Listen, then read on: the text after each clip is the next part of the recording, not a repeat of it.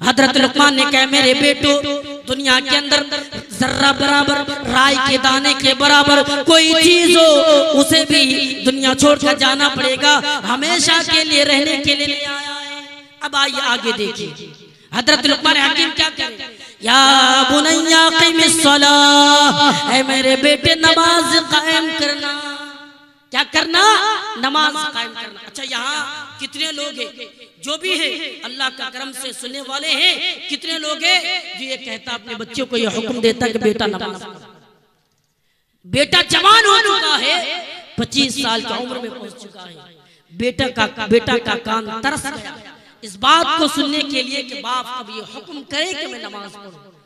बाप ये कहता स्कूल जाओ, बाप ये कहता पैसा कमा कर लाओ, लेकिन वो बाप ने कभी बेटे को ये नहीं बताया कि बेटा नमाज भी पढ़ लो, बेटा नमाज पढ़ना है। अरे रसूल का तो ये हुक्म है, अल्लाह के नबी ने फरमाया जब तुम्हारे बेटे 7 साल की उम्र में पहुंच जाए तो उसे नमाज का हुक्म दो, उसे तालीम दो कि वो नमाज पढ़ना स्टार्ट कर दे।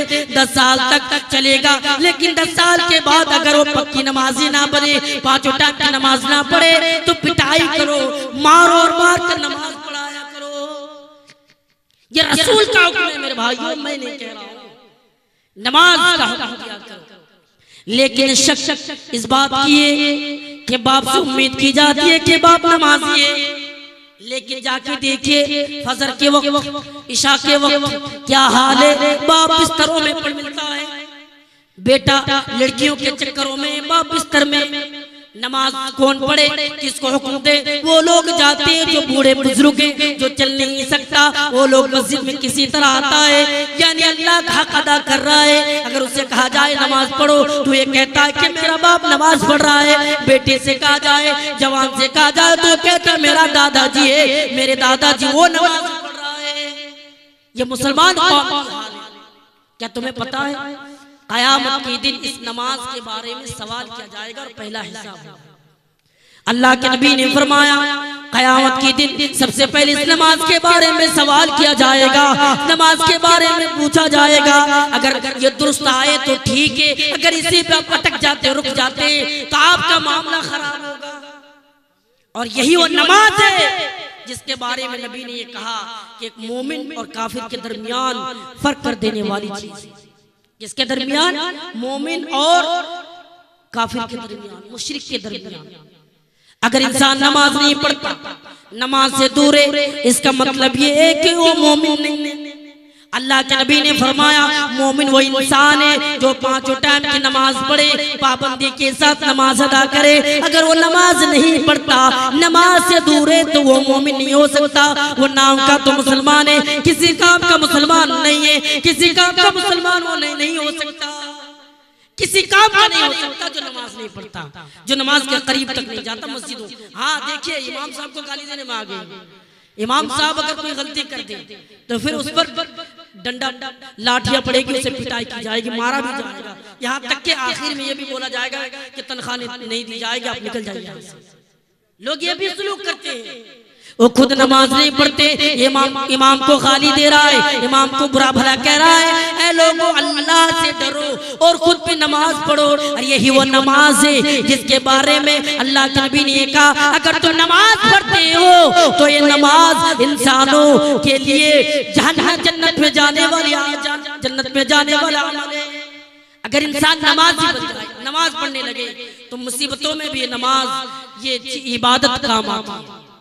देखिए हाफिज इब्न कसीर रहमतुल्लाह अलैह ने तफसीर इब्न कसीर के अंदर इस वाक़या को नकल किया कि आदमी था जिसके पास एक खच्चर था, घोड़ा, उस पर गाड़ी बंधी हुई थी और उस गाड़ी से लोगों को दिमश्क से ज़ायदान पहुंचाया करते थे।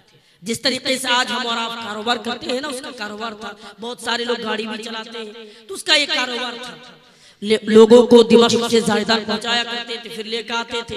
एक दिन एक सवारी उसके पास आया और आकर कहने लगा कि दिमश्क चलो। कहा मेरा तो यही काम है भाई, कितना रुपया लोगे? इतना देना, इतना लेता हूँ। उसने कहा इससे कम लो, बात तय हो गई। वो चलने लगा। एक जगह पर 2 रास्ते आए, जो मशहूर रास्ता था उस रास्ते में उसने अपनी गाड़ी को डाल दी, लेकिन वो सवारी कहने लगा आप कहाँ से जा रहे हैं? अरे ये शॉर्टकट है, उससे चलो, उससे चलो। लोगों वो ड्राइवर वो गाड़ी वाला हाफिज इब्न कसीर लिखते हैं कि वो सीधा साधा आदमी था, उनकी बातों पे आ जाते। वो निकल पड़ते हैं, चलने लगते हैं, आगे जंगल आना शुरू हो गया, घर बार खत्म हो रहा है, सुनसान वीरान इलाका।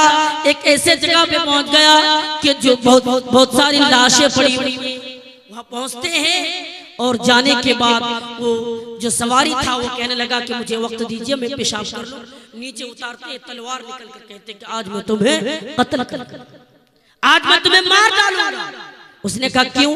कि अगर मैं तुम्हें मार दूं तो ये गाड़ी मेरी हो जाएगी, ये तमाम चीजें मेरी हो जाएगी, इसलिए मैं तुम्हें मार दूंगा। वो गाड़ी वाला कहने लगा अगर आपको ये गाड़ी चाहिए, अगर आपको ये तमाम चीजें चाहिए तो आप ले ले, लेकिन मुझे बख्श दे, क्योंकि मेरी बीवी है, मेरी औलाद है, मेरी तमाम चीजें हैं, मैं उसके पास जाऊंगा। लेकिन वो सवारी कहने लगा अगर आज मैं तुम्हें छोड़ दूं, अगर आज मैं तुम्हें बख्श दूं तो कल होकर तुम मुझे कत्ल करवाओगे, इसलिए मैं नहीं छोड़ सकता। वो डर के वजह से आगे भागने लगता है, फिर वो पीछे पीछे दौड़ रहा है, नंगी तलवार हाथ में। उसने अल्लाह की कसम दी और कहा कि आप रुक जाएं। रुकते हैं, फिर वो 2 रिकात कहते हैं मुझे इतना मोहलत दे दो, मुझे इतना वक्त दे दो कि मैं 2 रिकात नमाज पढ़ लूं। वो नमाज में खड़े हो जाते हैं और अल्लाह डर की वजह से, उसे ये डर था कि आज मैं बचूंगा नहीं, इस वजह से उनकी ज़बान पर कुरान की आयतें भी नहीं आ रही थी।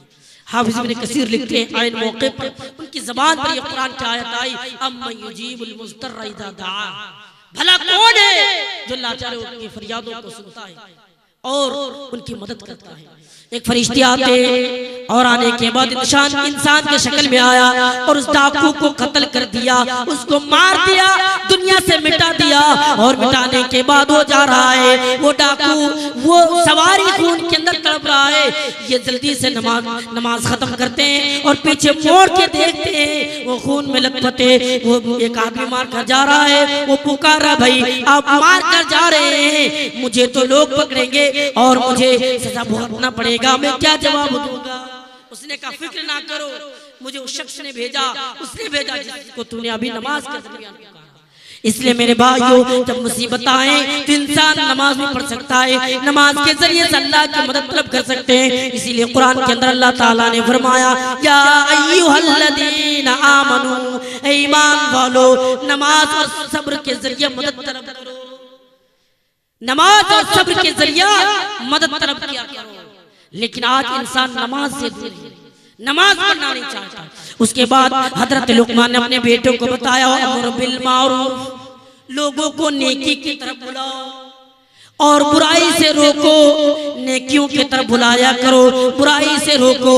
अगर तुम ये काम करोगे तो तुम पर मुसीबतें भी आ सकती हैं, तुम पर परेशानियां भी आ सकती हैं। उन परेशानियों में सब्र करो, क्या करो तकलीफों में सब्र करो, क्या करो सब्र करो, जिस तरीके से अल्लाह के रसूल ने सब्र किया था, जिस तरीके से हजरत अबू बकर सिद्दीक रज़ियल्लाहु ताला अन्हु और दीगर सहाबा इकराम सब्र किए थे, आप भी सब्र करें।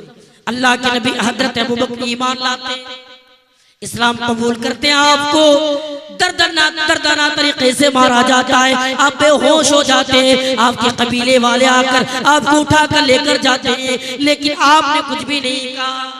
अल्लाह के रसूल को देखिए, अल्लाह के नबी दीन को लेकर लोगों के पास जाते हैं, लोग बुरा भला कहता है, जब तंग आ जाते हैं तो आपने ये सोचा कि चलो मैं मक्का से निकलकर किसी दूसरे शहर में जाता हूँ, वहाँ के लोगों को मैं इस्लाम का पैगाम देता हूँ, अगर वो लोग इस्लाम कबूल कर ले, अगर वो लोग ईमान लाए तो अच्छी बात है, अगर वो लोग ईमान लाए ये सोचकर वो आगे बढ़ते हैं। अल्लाह के रसूल ताइफ जाते हैं, ताइफ पहुंचते हैं और ताइफ जाने के बाद ताइफ की सरजमीन पर नबी ने बादशाह को इस्लाम की दावत दी। वहाँ के जो चौधरी लोग थे उनको इस्लाम का दावत दिया, उन लोगों ने इनकार कर दिया, कहा कि अल्लाह को नबी बनाना था तो हमें क्यों नहीं बनाया, तुम्हें रसूल बनाया, तुम्हें रसूल बनाया। अरे तुम एक गरीब घर से बिलोंग करते हो, तुम्हें रसूल बनाया, बुरा भला कहा। आपने कहा कि चलो ये लोग अमीर है, रईस लोग हैं, ये लोग हमारी बात नहीं मानेंगे, जो गरीब तबके के लोग हैं उसके पास गए, उन लोगों ने भी इनकार कर दिया। आप 1 हफ्ते तक रहे, एक अल्लाह का बंदा भी ईमान नहीं लाया। आप मायूस होकर लौट रहे। वहाँ के चौधरियों ने गुंडे और मवालियों को खरीदा। खरीदने के बाद हुक्म दे दिया, है लोगों जाओ इस शख्स को पत्थरों से मारो, और पत्थरों से मारा गया। वहाँ के गुंडे और मवालियों ने आपको मारा, आपका सर फोड़ा गया, आपको मारकर यानी सर फोड़ दिया गया, आपका खून बहकर जूते में जम गए। आप होश में आते 2 किलोमीटर बाहर, क्या देखते हैं हज़रत जिब्रील अलैहिस्सलातु वस्सलाम सामने है और सवाल कर रहे हैं, नबी ऐ मोहम्मद सल्लल्लाहु अलैहि वसल्लम, अगर आप कहें तो मेरे साथ 2 पहाड़ी फरिश्ते हैं, अगर आप ये हुक्म दे तो इन दोनों को पहाड़ियों के दरमियान कुचल कर रख दूं। अल्लाह के नबी ने कहा नहीं, छोड़ दो। तो आपने सब्र किया और ये पैगाम दे दिया, लोगों सब्र करो, जब तुम अच्छाई की तरफ बुलाओगे, बुराई से रोकोगे तो तुम पर मुसीबतें भी आ सकती है, तुम पर परेशानियां भी आ सकती है मेरे बेटे। उस वक्त सब्र करना, क्या करना, उस वक्त सब्र करना। आगे देखिए हजरत लुक़मान हकीम बता रहे, वला तुसाइर खद्दक लिल इंसान, ऐ मेरे बेटे जब तुम चला कर तो फख्र ना कर, अकड़ कर ना चला कर, ये फख्र ना रखो कि मैं अमीर घर से हूँ, अमीर घर से बिलोंग करता हूँ, मैं इस घर से रहता हूँ जो मेरे बाप रईस है, बादशाह है। क्यों?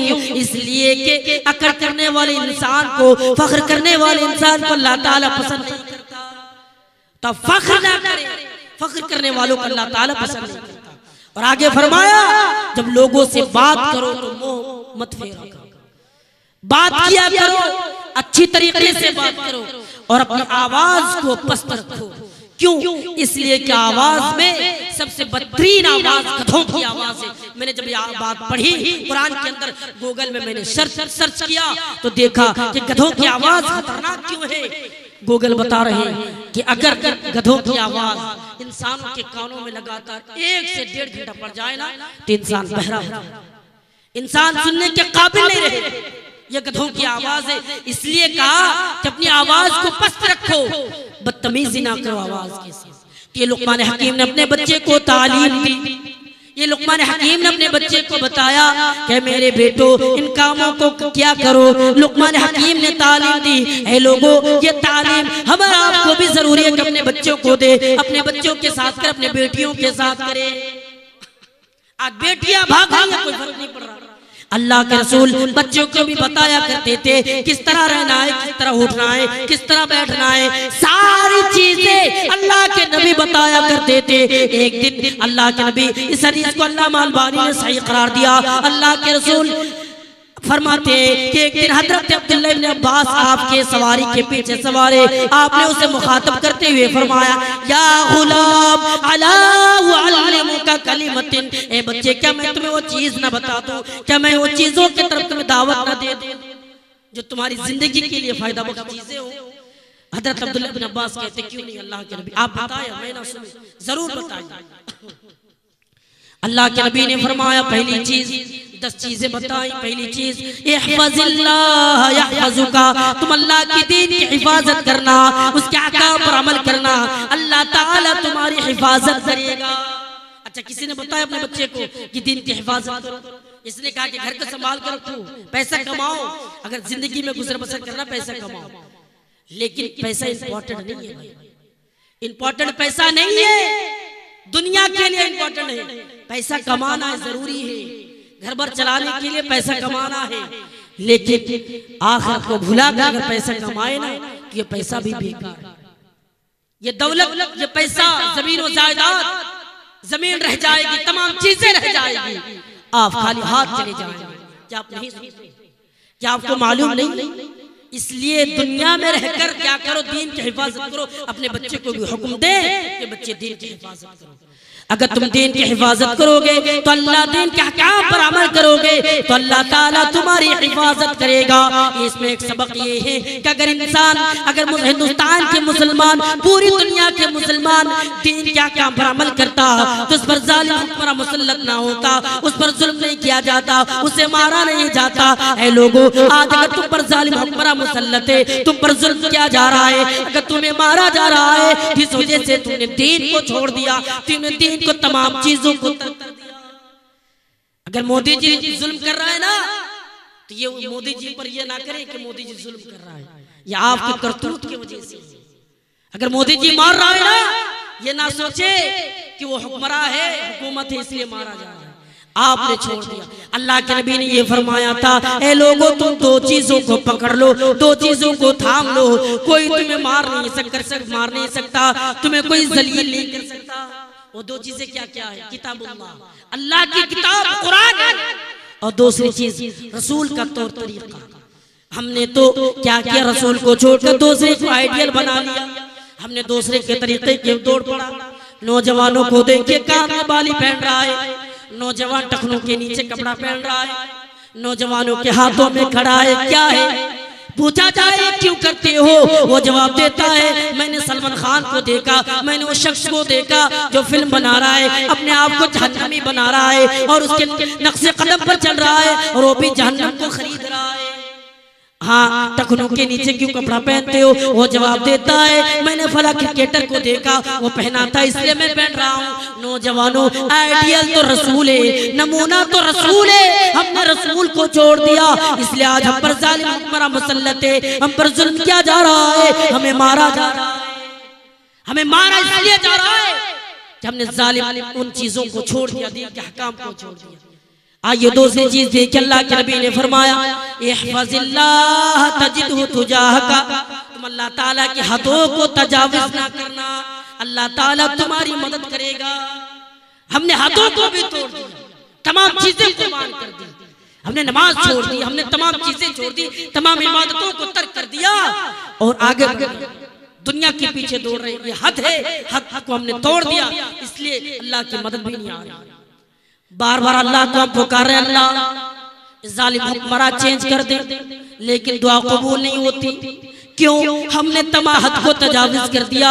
रसूल का ये हुक्म है कि लोगों तुम हद पर रहो, लोगों तुम हद पर रहकर काम किया करो, हमने हद को तोड़ दिया, इसलिए आज हम पर जालिम हुक्मरान मुसल्लत है। मेरे भाइयों, जालिम हुक्मरान से बचना है तो हद पर रहे, अपने बच्चों को भी ये तालीम दे। रसूल ने बताया, रसूल ने फरमाया कि हद पर रहकर काम किया करो। तीसरी चीज, इज़ा सअल्ता फसलिल्लाह, जब भी मांगो तो अल्लाह से मांगो, जब भी मांगो तो अपने रब से मांगो, जब भी मांगो अपने परमात्मा ईश्वर से मांगो, उसके अलावा किसी और से मत मांगो, कोई देने वाला नहीं। मैंने बताया पहले कि खालिक के मालिक के किसी और के सामने सर क्यों झुकाएं। आगे देखिए, व इदस्तअनत फस्तइन बिल्लाह, और मदद की जरूरत हो तो उसी को पुकारना, मदद की जरूरत हो तब भी उसी को पुकारना। किसको? अल्लाह को, उसके अलावा किसी और को मत पुकारा कर। क्यों? कोई कुछ भी नहीं दे सकता। ये दुनिया वाले हजारों कोशिशें करें, ये दुनिया वाले ये कोशिश करें कि फला की मदद करो, ये करो, वो करो, कुछ भी नहीं कर सकता, जर्रा बराबर कुछ भी नहीं कर सकता। आइए आगे देखिए, अल्लाह के नबी सल्लल्लाहु अलैहि वसल्लम ने पांचवी चीज फरमाया, वअलम अन्नल उम्मत लम इज्तमाअत अला अन यनफउका, अगर ये दुनिया वाले मिल जाए,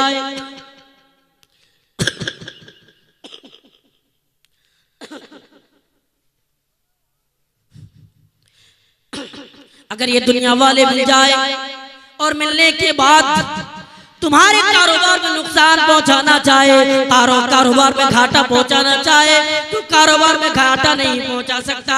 क्यों? अल्लाह जो कर दे, हाँ अल्लाह जो लिख के रखा है उतना ही कर सकता है, उससे ज्यादा जर्रा बराबर नहीं कर सकता। अगर जो लिख दिया है उससे ज्यादा नहीं कर सकता। अगर ये भी लिख दिया है कि नुकसान करेगा, अगर ये दुनिया वाले फायदा भी पहुंचाना चाहे कि चलो मैं सारी चीजें इस इंसान को दे दूंगा, फला शख्स को दे दूंगा और उसको अमीर कर दूंगा, तो नहीं कर सकता, नहीं कर सकता। ये रसूल का हुक्म है। और अल्लाह ने के नबी ने क्या हुक्म दिया कि आप रखो। नंबर 6, ऐ लोगों, कलम उठा लिए गए, शबे खुश्क हो चुके, यानी तुम्हारी तकदीरें लिख चुकी है, जो होना है तकदीरें लिख चुकी है। अब बदलना चाहते हो तो दुआओं के बदल सकती है, इसलिए क्या करो, दुआएं क्या करो, तकदीरें लिख डालिए। नंबर 7, तारफ इलल्लाहि फिर रखा यारिफका, अगर तुम खुशहाल हो, तुम्हारे पास पैसा है, तुम्हारे पास जमीनों जायदाद है, तुम्हारे पास बहुत सारे चीजें, तुम अमीर हो तो क्या करो, अमीर अब तुम हो तो गरीबों की मदद करो, यानी अल्लाह ताला के लोगों के हक अदा करते रहना, हुकूक अदा करते रहना। तंगी के वक्त अल्लाह ताला तुम्हारी मदद करेगा, तंगी के वक्त अल्लाह ताला तुम्हारी मदद करेगा। अब तुम खुशहाल हो। अब देखिए मुसलमानों का हाल, जो अमीर है अगर उसके घर में पड़ोसी आ जाए ना तो भगा देते हैं। पड़ोसी बेचारा गरीब है, एक टाइम का खाना नहीं मिल रहा है, और दूसरा पड़ोसी अरबपति इंसान है, एक टाइम के खाने के लिए उसके पास गया, लेकिन उसे धुतकार दिया, कह दिया चले जाओ, मैं तुम्हें कुछ भी नहीं दे सकता। ये मुसलमानों का हाल है। और आगे फरमाया 8वीं चीज, वालम अन्नस, ऐ लोगो अगर अल्लाह ताला तुम्हें जो चीज दे दे, नबी फरमाते अगर अल्लाह ताला तुम्हें कोई चीज दे रहा है, अगर ये दुनिया वाले रोकना चाहे, दुनिया वाले ये कहते कि ये चीज अल्लाह नहीं दे सकता, तो दुनिया वालों के पास इतनी ताकत नहीं है कि वो रोक कर दिखाए, और अल्लाह ताला रोक दे तो दुनिया वालों के पास इतनी ताकत नहीं है कि वो रोक कर दिखाए। जो दे दे वो रोक नहीं सकता, जो रोक ले वो दे नहीं सकता। उसके बाद अल्लाह के रसूल फरमाते वालम अन्नन नस्र मा सब्र, याद रखो मदद सब्र के साथ आती है, मदद सब्र के साथ आती है। सब्र करो तब मदद करे अल्लाह ताला, तुम्हारी मदद करेगा। अगर सब्र नहीं करते हो, तुम्हारे पास खाने पीने का सामान है, तमाम चीजें हैं, फिर भी ये कहते हो कि अल्लाह ने हमें कुछ भी नहीं दिया, तो मदद नहीं आ सकती मेरे भाइयों। उसके बाद अल्लाह ने फरमाया व अन्नल फरज मअल करब, लोगों याद रखो इस बात को कि तंगी के बाद खुशहाली है। अब तुम गरीब हो ना, सब्र करो, सब्र करो, अल्लाह ताला की मदद आएगी, तुम अमीर हो जाओगे। और आखिरी चीज अल्लाह के नबी फरमाते ऐ लोगों हर तंगी आसानी को लाती है, यानी तुम परेशान हो, तुम गरीब हो, लेकिन अब तुम गरीब हो, गरीबी के बाद तुम खुशहाल हो सकते हो। अब तुम सब्र करके दिखाओ। नबी ने उस बच्चे को बताए और कहा कि मेरे प्यारे बच्चे, इन 10 चीजों पर अमल क्या करना। नबी का तो ये हुक्म है। आज मुसलमानों का ये हाल है कि मुसलमान मदद नहीं करना चाहता, मुसलमान इन चीजों के करीब जाना नहीं चाहता। अरे रसूल बच्चों से मोहब्बत भी करते थे। आज क्या हाल है, अगर नमाज पढ़ने के लिए भी हुक्म दिया जाए, मारने का हुक्म है तो डायरेक्ट मार रहा है, चलो नमाज पढ़ने के लिए। अरे भाई पहला दिन है, उसे बहलाइए कि चलो नमाज मत छोड़ो। अब बताओ किस मुंह से? मुसलमान कौम ऐसी कौम है जो खुद नमाज से उसे बताई, अगर ना सुने तब उस पर वार करे। फजर की नमाज में नहीं उठ रहा है, उसे मारे, उसकी पिटाई करे और उसे लेकर जाए, नमाज पढ़ाए। फजर की नमाज एक ऐसी नमाज है जिसके बारे में अल्लाह के नबी ने, अल्लाह के रसूल फरमाते हैं, अगर कोई इंसान फजर के वक्त उठकर यानी जमात के साथ नमाज पढ़ता है तो पूरी रात के क़याम के बराबर अल्लाह ताला सवाब करता है। तो इसलिए बच्चों से मोहब्बत भी करो, बच्चों से प्यार भी करो, बच्चों से कभी कभी प्यार से बात भी किया करो। अल्लाह के नबी हजरत अबू हुरैरा बयान करते हैं, अल्लाह के नबी ने एक दिन अपने नवासे हजरत हसन रदियल्लाहु ताला अन्हु को बोसा दिया। एक सहाबी रसूल आपसे पूछ रहा है, ऐ नबी आप अपने बच्चे को बोसा भी देते हैं, आप अपने बच्चों से प्यार भी करते हैं, आप अपने बच्चों से इश्क भी करते हैं, बोसा भी देते हैं? अल्लाह के नबी ने फरमाया जी हाँ। तुम कभी नहीं करते हो? अल्लाह के रसूल मेरे 10 बच्चे हैं, मैंने कभी गोद में भी नहीं लिया और बोसा भी नहीं दे रहा हूँ। तो अल्लाह के नबी ने फरमाया अगर अल्लाह ताला किसी के दिलों से सब्र को उठा ले, रहम को छीन ले, तो इसमें मैं क्या कर सकता हूँ? इसलिए अपने बच्चों से मोहब्बत भी करें। आज ये हाल है, थोड़ा सा टाइम मिलता है, मोबाइलों में वक्त गुजारता है, लेकिन वो वक्त अपने बच्चों को नहीं देता। लोगों अपने बच्चों को वक्त दिया करो, अपने बच्चों से मोहब्बत किया करो, अपने बच्चों से प्यार किया करो। आगे देखिए अम्मा आयशा बयान करती है कि कुछ देहाती लोग अल्लाह के नबी की खिदमत में आए, देहात के रहने वाले थे, देहाती लोग थे, नबी के पास आए और नबी से सवाल किया, रसूल से सवाल किया कि नबी आप अपने बच्चे को बोसा देते हैं? अल्लाह के नबी ने फरमाया हाँ, मैं अपने बच्चे को बोसा देता हूँ, मैं अपने बच्चों से प्यार करता हूँ, मैं अपने बच्चों से इश्क भी करता हूँ। ये जवाब सुनकर कहते हमने तो कभी नहीं किया। अल्लाह के नबी ने कहा रे तुम्हारे दिल से रहम को छीन लिया गया है, तुम बच्चों से मोहब्बत नहीं करते हो, रहम को छीन लिया गया है, तुम बेरहम इंसान। अरे नबी प्यार क्या करते थे। एक दिन अल्लाह के नबी खुतबा दे रहे हैं, मिंबर पर चढ़े हुए हैं, आपके नवासे हजरत हसन हजरत हुसैन रज़ियल्लाहु ताला आए हुए सीढ़ियों पर पैर हैं, आप देख रहे हैं कि आपके नवासे आ रहे हैं। फिर ऐसा भी लगा, एक वक्त ऐसा आया कि पैर फिसल रहा है, आपके अंदर डर पैदा हो गया कि बच्चा गिर सकता है। आप आए मिंबर से नीचे उतरे और आकर दोनों बच्चों को दोनों गोद में लेकर जाते हैं और खुतबा देते हैं। इन्नमा अम्वालुकुम व औलादुकुम फितना है। लोगों, माल और औलाद फितना है, यकीनन ये बच्चे फितना है, इसलिए औलाद मांगे, लेकिन दुआ करे कि अल्लाह फितनों से बचाए। ये दुआ करे कि अल्लाह तो हमें फितनों से दूर रखे। ये दुआ करे कि अल्लाह तो हमें फितनों से बचाए। हाँ, माल भी फितना है, माल अल्लाह से मांगे, लेकिन ये दुआ करे कि अल्लाह मालों के फितनों से हमें बचाए। ये दुआ करो लोगों कि फितनों से बचाए। और बच्चों से मोहब्बत क्या करें, बच्चों को दीन की चीजें बताएं कि नबी ने ये हुक्म दिया कि मेरे बेटे इस्लाम की बुनियाद 5 चीजों पर है। आम तरीके से बताए, समझाए कि इस्लाम की बुनियाद क्या क्या है, किस तरीके से। अल्लाह के नबी ने फरमाया, बुनियल इस्लाम अला खम्सिन शहादत अल्लाह इलाहा इल्लल्लाह। इस्लाम की बुनियाद 5 चीजों पर कायम है। कितनी चीजों पर? 5 चीजों पर। अपने बच्चे को बताए इस्लाम की बुनियाद 5 चीजों पर कायम है मेरे बेटे।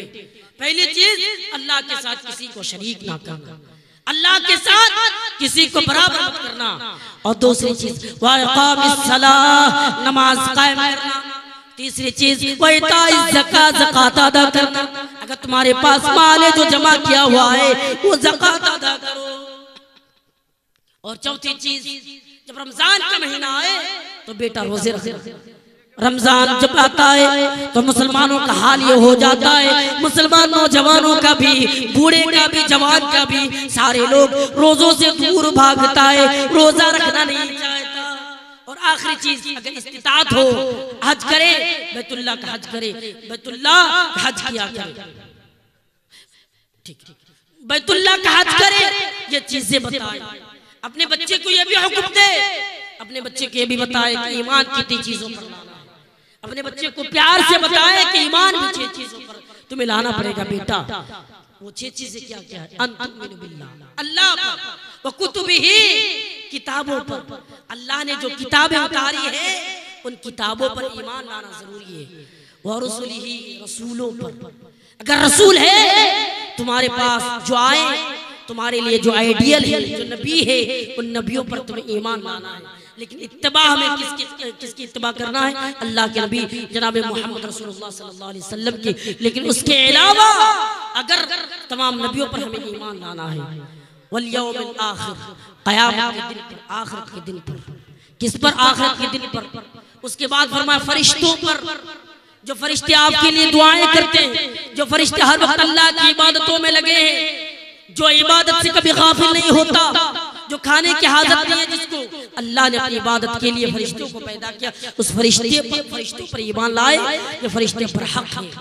बुराई जो भी, अच्छाई जो भी, तमाम चीजें हैं, तमाम चीजों के लिखने वाले फरिश्ते हैं। उसके बाद अल्लाह के नबी ने फरमाया तकदीर पर, इंसान के साथ खैर व शर जो भी हो, उन चीजों पर इंसान ईमान लाए।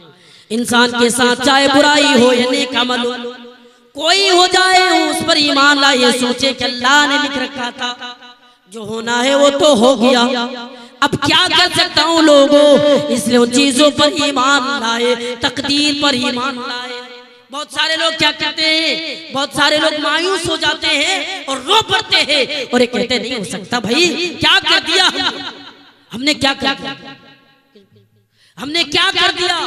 तकदीर पर ईमान लाए। और देखिए, आप अरबपति इंसान है तो अल्लाह ताला आपको आजमा रहा है। आप पैसे वाला है, अल्लाह ताला आपको आजमा रहा है। इसलिए अपने बच्चों को, अपने बच्चे को, अपनी औलाद को सही तालीम दे और ये हुक्म दे कि बेटा नेक अमल करो, नेक चीजों के तरफ चलो। अगर नस्ल को सुधारना चाहते हो लोगों, तो औलाद की तरबियत करना सीखो, औलाद के साथ अच्छा सलूक करना सीखो, वरना क़यामत के दिन जाकर तुम्हें पता लगेगा कि तुम्हारे साथ क्या होगा। अगर औलाद के साथ अच्छा सलूक नहीं करते, औलाद के साथ हम बदसलूकी करते हैं, याद रखो मुसलमानों, तुमसे क़यामत के दिन सवाल किया जाएगा। आज मुसलमान कौम का ये हाल है, उनके बच्चे लड़कियों से बातें कर रहा है, लड़कियां लड़कों से बातें कर रही है, बाप नहीं रोक रहा है। ये मुसलमान कौम का हाल है। और बाप सो रहा है, कोई फर्क नहीं पड़ता, कोई टेंशन नहीं है कि मेरा बेटा क्या कर रहा है, बुराइयों पे आमादा है, बुराई कर रहा है, रोकना नहीं चाहता। आपसे सवाल किया जाएगा कि तुम जिंदा था, तुम्हारे सामने तुम्हारे बेटों ने क्या किया था, बुराई पे मुब्तला था, तुमने रोका नहीं था। आप रोकिए, रोकने की कोशिश करें। औलाद है भाई, छोड़ना नहीं। अगर रसूल की हदीस के मुताबिक छोड़ना नहीं है, कोई बुराई करे तो उसे छोड़कर चले जाओ। क्यों? ये आपकी औलाद है, यहाँ पर जिम्मेदारी है। आहिस्ता आहिस्ता उसे कंट्रोल में लाए, उसे रोकने की कोशिश करे। ये पैगाम मैं आपको देना चाहता था कि बच्चे के साथ अच्छा सलूक करे, बच्चे को तरबियत दे। आज देखिए कितने नौजवान ऐसे हैं जो आप उससे कॉल कीजिए तो सबसे पहले गाना सुनना पड़ता है। बाप भी सुन रहा है, बाप भी कॉल कर रहा है, वो गाना लगा के रखा है। एक तो खुद वो गुनाह कर रहा है, दूसरे को गुनाह करवाने की कोशिश करता है। लेकिन रसूल का फरमान है कि जिसने ऐसा किया, जिसने स्टेटस में गाना लगाया, जो सुनता है उनका गुनाह जो है उस पर डाला जाएगा। इसलिए लोगों अपने बच्चों की चीजों से रोके, बुराई से रोके, अच्छाई की तरफ से हुक्म दे कि नेकियों की तरफ चलो। बेटा बुराई ना करो, बेटा बुराई के करीब नहीं जाना है। ये बुराई इंसान को तबाह कर देता है, ये बुराई इंसान को बर्बाद कर देता है, ये बुराई इंसान को राह से, इस्लाम से, इन तमाम चीजों से हटाकर उसे बर्बाद कर देता है। इसलिए बच्चे को नेकी की दावत दे, बुराई से रोके, अच्छाई की तरफ दावत दे, उसके अंदर जो खामियां हैं उसको देखे और उसे कोशिश करे आहिस्ता आहिस्ता उन चीजों से रोके। हाँ, गैरों के साथ ताल्लुक ना बनाए और अच्छाई की तरफ दावत दे। मैं अब तमाम लोगों से यही गुजारिश करूंगा कि आप अपने बच्चे को, अपनी औलाद को, अपनी बेटियों को सही तालीम दें। और आखिर में एक बात मैं कहकर जाना चाहता हूँ, ये जो बेटियां हैं, ये बेटियां आजमाइश है। बेटियों की तरबियत करो, बेटियों की तरबियत करना सीखो। आज क्या है, वो जमाना आ चुका है जो पिछले जमाने में लोग बेटियों को कत्ल कर देते थे, बेटियों को मार देते थे। वो जमाना था जो पैदा होने के बाद मारते थे। आज जमाना है जो पेट में मारा जा रहा है, पैदा होने से पहले मारा जा रहा है। इस डर से, खिला पिलाने के डर से, फिक्र फाका के डर से। लेकिन रसूल का हुक्म है बेटी को कत्ल ना करो। अरे खिलाने वाला अल्लाह ताला फरमाता है, हे लोगों, मैं इस जमीन और आसमान को पैदा किया। अल्लाह ताला ने जमीन और आसमान को पैदा किया। अल्लाह जिसे चाहता है बेटी अता करता है, अल्लाह जिसे चाहता है बेटे अता करता है, अल्लाह जिसे चाहता है बेटे बेटी दोनों अता करता है, अल्लाह जिसे चाहता है बांझा कर देता है, बांझा तमाम बच्चों से महरूम कर देता है। अल्लाह क्या हुक्म है भाई, बेटी को कत्ल ना करे। बेटी को कत्ल करने वाला इंसान कभी कामयाब नहीं हो सकता। रसूल का फरमान है, अगर कोई इंसान बेटी की परवरिश करे, बेटी की तरबियत करे, ये बेटियां क्या होगी मालूम है, बेटियां माँ बाप को जहन्नम से बचाएगी। रसूल का फरमान है, जब उस इंसान को जहन्नम में डाला जाएगा, वो जहन्नम में जा रहा होगा, बेटियां दरवाजे पर खड़ी होगी और ये कहेगी कि रब, ऐ मेरे मालिक, ऐ खालिक, ये मेरे वालिदैन हैं, ये मेरे माँ बाप है जिसने मुझे खिलाया पिलाया। अल्लाह के रसूल फरमाते हैं, अम्मा आयशा बयान करती है कि कवरत मांगने वाले आई, आपसे मांगी, आपने 2 खजूरें दी, 3 खजूरें दी, उस तीनों खजूरों को अपनी बेटी को खिला दी और वो औरत वहां से चली गई। अल्लाह के रसूल आते हैं, सारा वाकया बयान करते हैं। नबी सुनने के बाद कहते हैं, सुनो, अगर कोई इंसान बेटी की परवरिश करे, बेटी की तरबियत करे, ये बेटियां माँ बाप को जहन्नम से बचाएगी। ये बेटियां नियामत है, नियामत, इसको अजाब ना बनाए, जहमत ना बनाए।